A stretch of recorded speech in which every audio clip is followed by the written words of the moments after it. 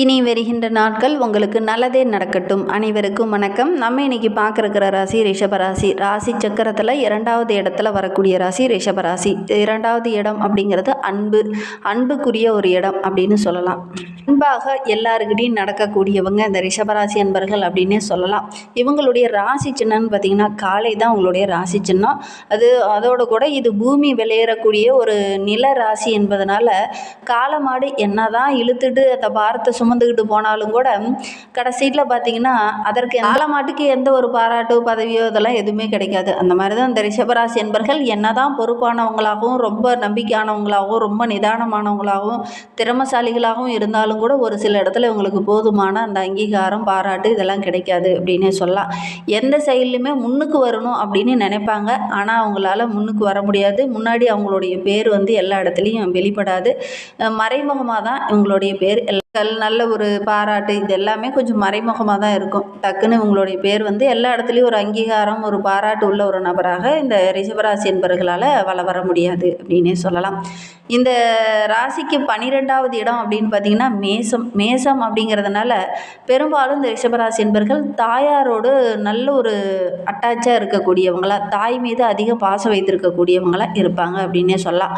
உடன்பிறப்புகளை ரொம்ப கண்ணும் கருத்துமாக பார்த்துக்கக்கூடியவங்களா இந்த ரிஷபராசி என்பர்கள் இருப்பாங்க அப்படின்னு சொல்லலாம். ஒரு வேலையை உங்ககிட்ட கொடுத்துட்டாங்கன்னா அப்படியே கரெக்டாக கலைக்கச்சிதமாக செய்யக்கூடியவங்க இந்த ரிஷபராசி என்பர்கள் அப்படின்னே சொல்லலாம். தனிமையில் கொஞ்சம் விரும்பக்கூடியவங்களா இந்த ரிஷபராசி என்பர்கள் இருப்பாங்க.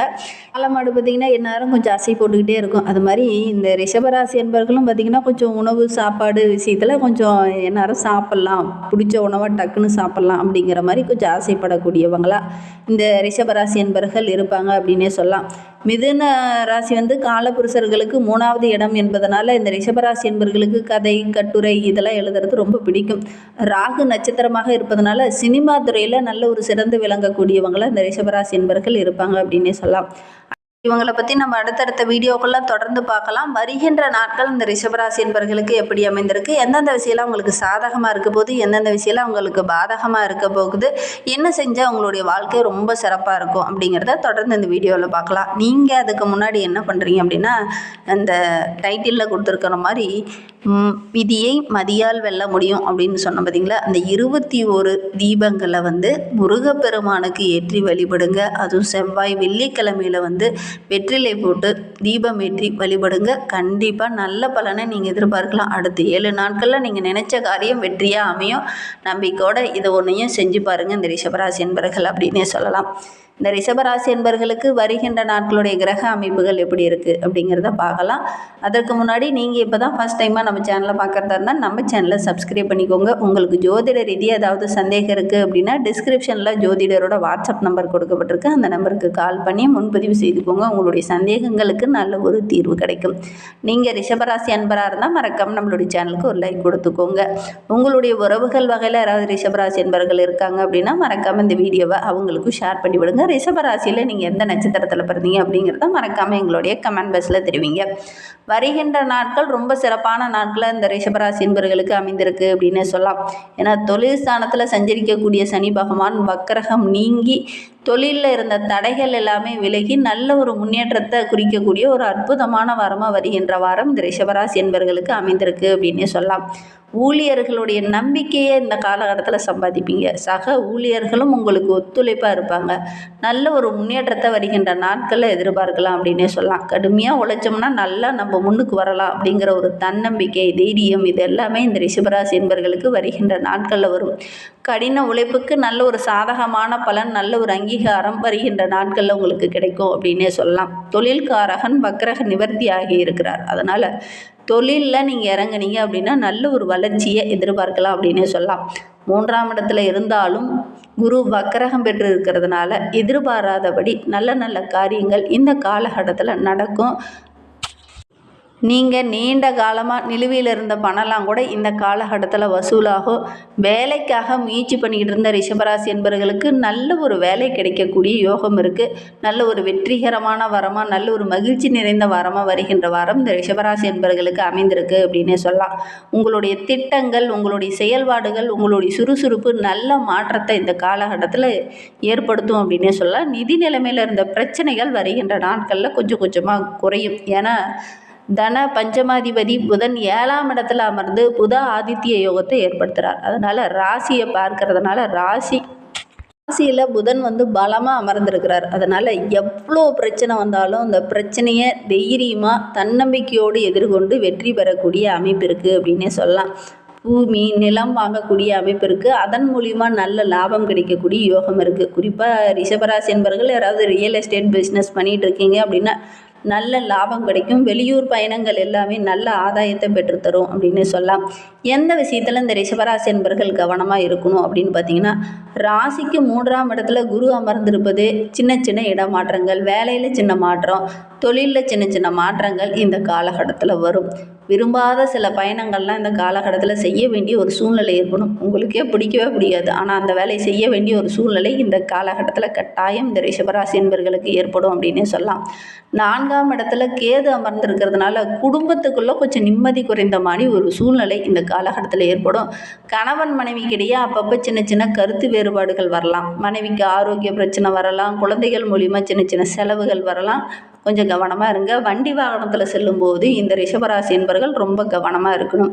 வாழ்க்கை ரொம்ப பிரகாசமாக இருக்கணும், நல்ல ஒரு முன்னேற்றத்தில் வரணும் அப்படின்னு நினைக்கிறவங்க செவ்வாய் மற்றும் வெள்ளிக்கிழமையில் முருகப்பெருமானுக்கு தீபம் ஏற்றி வழிபடுங்க. கண்டிப்பாக நல்ல மாற்றத்தை எதிர்பார்க்கலாம். வெள்ளிக்கிழமையில் துர்க்கைக்கு விளக்கு போட்டு வழிபடுறதும் நல்ல மாற்றத்தை உங்களுக்கு கொடுக்கும். எடுக்கிற காரியங்கள் எல்லாமே உங்களுக்கு வெற்றியாக அமையணும் அப்படின்னா இந்த ஒரு விஷயத்தையும் இந்த ரிஷபராசி என்பவர்கள் செய்கிறது நல்ல மாற்றத்தை கொடுக்கும் அப்படின்னு சொல்லலாம். ரிஷபராசியில் கார்த்திகை 2, 3, 4 பாதங்களில் பிறந்தவங்களுக்கு வருகின்ற 7 நாட்களும் எப்படி அமைந்திருக்கு அப்படிங்கிறத பார்க்கலாம். வருகின்ற வாரம் ரொம்ப சிறப்பாக இருக்குது அப்படின்னு சொல்லலாம். தனம், வருமானம் ரொம்ப சிறப்பாக இருக்குது. அரசு பணியில் இருக்கிறவங்களுக்குலாம் நீங்கள் எதிர்பார்த்த அந்த பதவி உயர்வு, சம்பள உயர்வு இதெல்லாம் கிடைக்கக்கூடிய யோகம் இருக்குது. சின்ன சின்ன தடைகள் வரும். அந்த தடைகளை கூட எப்படி செயல்பட்டால் அதை வெற்றியாக மாற்றலாம் அப்படிங்கிற அந்த நுணுக்கத்தை இந்த காலகட்டத்தில் நீங்கள் அறிந்து வைத்திருப்பீங்க. அதனால் நல்ல ஒரு வெற்றி நிறைந்த வாரமாக வருகின்ற வாரம் உங்களுக்கு அமைந்திருக்கு அப்படின்னே சொல்லலாம். குடும்ப உறவுகள் இந்த காலகட்டத்தில் உங்களுக்கு ஒத்துழைப்பாக இருப்பாங்க. வீட்டில் நல்ல ஒரு அமைதி இருக்கும். பெற்றோர்களுடைய உடல் ஆரோக்கியத்தில் இருந்த பிரச்சனைகள் சரியாகும். வேற்று மொழி பேசுகிறவங்களால ஏதாவது ஒரு நன்மைகளோ, அவங்க மூலிமா ஏதாவது சின்ன சின்ன உதவிகளோ இந்த காலகட்டத்தில் உங்களுக்கு கிடைக்கும். கணவன் மனைவிக்கிடையே கொஞ்சம் விட்டு கொடுத்து அனுசரித்து செல்வது நல்லது. வீண் வாக்குவாதம் இந்த காலகட்டத்தில் கொஞ்சம் வரும். அதனால் முடிந்த அளவுக்கு கொஞ்சம் விட்டு கொடுத்து அனுசரித்து செல்லுங்க. எவ்வளோ பிரச்சனை வந்தாலும் உங்களுடைய புத்தியும் உங்களுடைய பேச்சு சாமர்த்தியத்தாலும் அந்த பிரச்சனையை சரி பண்ணுவீங்க. வாழ்க்கையில் பொருளாதார நிலையில் இருந்த அந்த பிரச்சனைகள் எல்லாமே சரியாகி ஓரளவுக்கு முன்னேற்றத்தை எதிர்பார்க்கலாம். குழந்தைங்க மூலியமாக கூட மகிழ்ச்சி தர மாதிரி ஏதாவது நல்ல விஷயங்கள் இந்த காலகட்டத்தில் நடக்கும். தொழிலில் ஒரு முடிவுக்கு வந்துடுவீங்க. நம்ம இந்த தொழில் செஞ்சால் நல்ல லாபம் பெறலாம் அப்படிங்கிற மாதிரி தொழிலில் நல்ல ஒரு தெளிவான முடிவு எடுப்பீங்க. அது ஓரளவுக்கு லாபத்தை பெற்றுத்தரும் அப்படின்னே சொல்லலாம். ரோகிணி நட்சத்திரத்தில் பிறந்தவங்களுக்கு அடுத்து வருகின்ற 7 நாட்களும் எப்படி அமைந்திருக்கு அப்படிங்கிறத பார்க்கலாம். வருகின்ற நாட்கள் ரொம்ப மகிழ்ச்சி நிறைந்த நாட்களாக அமைந்திருக்கு அப்படின்னு சொல்லலாம். உறவுகளோடு சேர்ந்து ஏதாவது கோவில்களுக்கோ அல்லது மகான்களுடைய தரிசனமோ இந்த காலகட்டத்தில் செய்து வரக்கூடிய அமைப்பு இருக்குது. ஆடை ஆபரணங்கள் வாங்கக்கூடிய அமைப்பு இருக்குது. எடுக்கிற காரியங்கள் எல்லாமே ஓரளவுக்கு வெற்றியாக அமையக்கூடிய ஒரு யோகமான வாரமாக வருகின்ற வாரம் அமைந்திருக்கு அப்படின்னே சொல்லலாம். மனம் மகிழ்கிற மாதிரி நல்ல விஷயங்கள்லாம் இந்த காலகட்டத்தில் நடக்கும். தாய்வழி உறவுகளுடைய அன்பு, ஆதரவு இதெல்லாம் கிடைக்கும். உங்களுடைய கற்பனை திறன் ரொம்ப சிறப்பாக இருக்குது. கவிதை எழுதணும், பேச்சு போட்டியில் கலந்துக்கணும், கதை எழுதுறது இதெல்லாம் இந்த காலகட்டத்தில் உங்களுக்கு வரும். அப்படி எழுதுறதன் மூலிமா நல்ல ஒரு புகழ், பாராட்டு இதெல்லாம் கிடைக்கக்கூடிய யோகம் இருக்குது. வெளியூர் பிரயாணங்கள் எல்லாமே நல்ல ஒரு லாபத்தை பெற்றுத்தரும். எல்லாத்துலேயுமே இறங்கி செய்வீங்க. அதிலெல்லாம் ஓரளவுக்கு லாபம் பெறக்கூடிய அமைப்பு இருக்குது அப்படின்னே சொல்லலாம். மிருகசீரிடம் 1-2 பாதங்களில் பிறந்தவங்களுக்கு வருகின்ற 7 நாட்களும் எப்படி அமைந்திருக்கு அப்படிங்கிறத பார்க்கலாம். வருகின்ற வாரம் ரொம்ப சிறப்பாக இருக்குது அப்படின்னே சொல்லலாம். ஆக்கப்பூர்வமான ஆலோசனை, நண்பர்கள் கரெக்டான நேரத்தில் உங்களுக்கு உதவுவாங்க. ஏதாவது வெளியில் இன்ப சுற்றுலாவோ அல்லது வெளியில் எங்கேயாவது இனிமையான பயணமோ அல்லது ஆன்மீக பயணமோ இந்த காலகட்டத்தில் செல்லக்கூடிய ஒரு அமைப்பு இந்த மிருகசீரிட நட்சத்திரக்காரர்களுக்கு அமையும். அது உங்களுக்கு ரொம்ப மனமகிழ்ச்சியை ஏற்படுத்தும். அதோட கூட குடும்பத்தில் இருந்த பிரச்சனைகளும் படிப்படியாக விலக ஆரம்பிக்கும். தெய்வ பிரார்த்தனை நல்ல மாற்றத்தை உங்களுக்கு கொடுக்கும். அரசு வகையில் கூட ஒரு சிலருக்கு ரொம்ப நாளாக எதிர்பார்த்துக்கிட்டு இருந்தால் அந்த பதவி உயர்வு, அரசு மூலிமா சின்ன சின்ன இடர்பாடுகள் இருந்தது இல்லையா, அதெல்லாம் வருகின்ற நாட்களில் சரியாகும். அரசாங்கம் மூலிமா சில உதவிகளும் இந்த காலகட்டத்தில் உங்களுக்கு கிடைக்கும். அரசு வேலை தேடுறவங்களுக்கெல்லாம் நல்ல ஒரு வேலை கிடைக்கக்கூடிய யோகம் இருக்குது. பதவி உயர்வுக்காக ரொம்ப நாளாக போராடிட்டு இருந்தவங்களுக்கு அந்த பதவி உயர்வு இதெல்லாம் கிடைக்கக்கூடிய யோகம் இருக்குது அப்படின்னு சொல்லலாம். இன்னும் வாழ்க்கை ரொம்ப சிறப்பாக இருக்க முருகப்பெருமான்